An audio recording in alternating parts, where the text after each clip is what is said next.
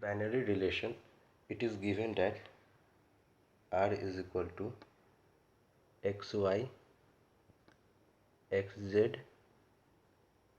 zx, and finally zy.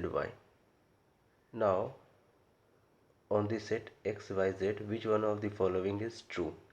Since we know that it is defined on a set A is equal to x, y, z. So there is an element called x comma y belongs to set R. For a relation to be symmetric, x comma y should imply y comma set x should belongs to ZR, but it is not correct.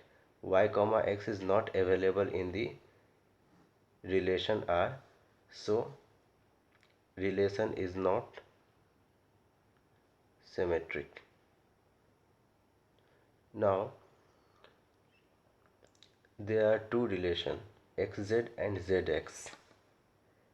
Xz and zx together imply that x is equal to z for a relation to be antisymmetric.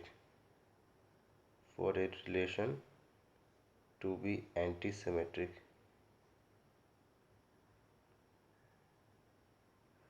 but since we know that in a set A, x, y, z, in any set all the elements are distinct, so x is not equal to z, hence it implies that relation is not, R is not anti-symmetric. So according to our choice, option D is correct.